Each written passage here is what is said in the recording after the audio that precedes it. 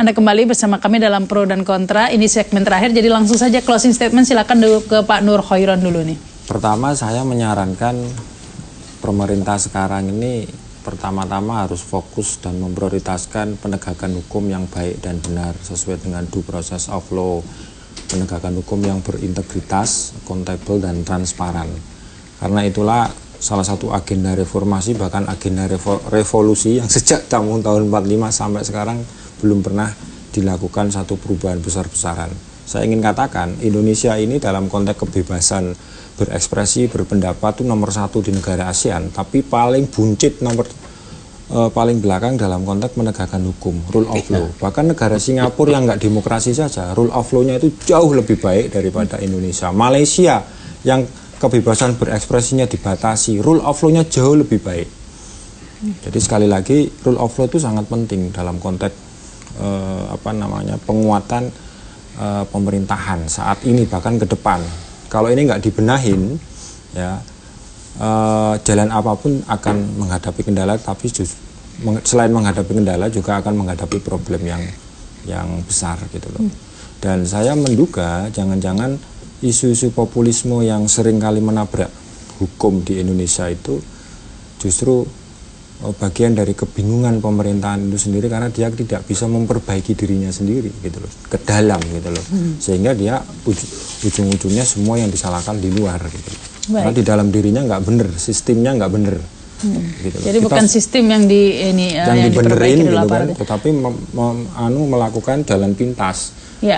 Tapi bisa dilihat seperti ini tidak Pak Nasrullah, bahwa Presiden Jokowi ini ingin memberi kesan shock terapi begitu, bahwa perang terhadap narkoba memberi efek perhatian semua pihak begitu. Setuju, saya setuju kalau pemerintah, Presiden harus memberikan shock terapi dalam hal pemberantasan narkoba dan pencegahan. Tetapi dalam berbicara harus tepat. Bagaimanapun beliau Presiden. Oleh karena itu saya rasa bahwa sebaiknya dalam setiap pidato gunakan teks saja, jangan anti teks daripada ngomong keceplosan melulu. Kita tidak ingin negara, kehidupan berbangsa dan bernegara ini rusuh.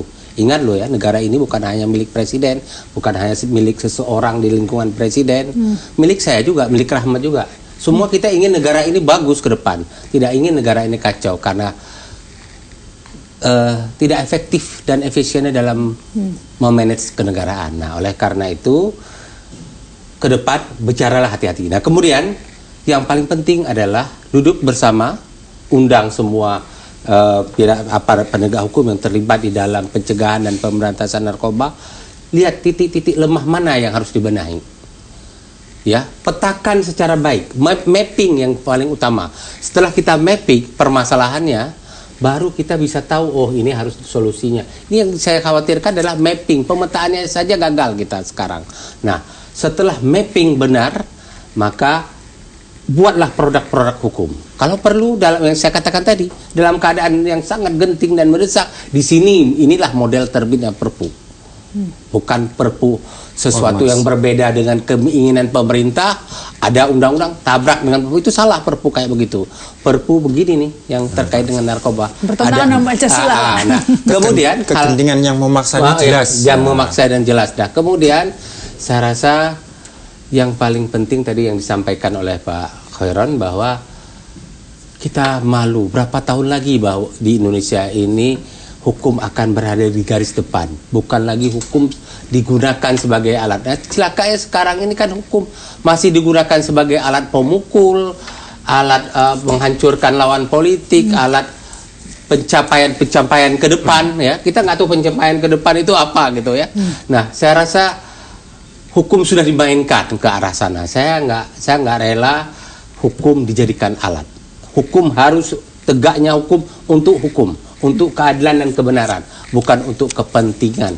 Kepentingan ini dahsyat. Kalau sudah mainkan kepentingan, bukan hanya hukum, negara bisa runtuh. Baik. Itu Rahmat. Baik, terima kasih nih Pak Nasrullah, terima kasih juga ya Pak Nur Khairon. Pemirsa, demikian Pro Kontra malam ini. Saya Rahma Sarita, terima kasih atas perhatian Anda. Selamat malam dan sampai jumpa.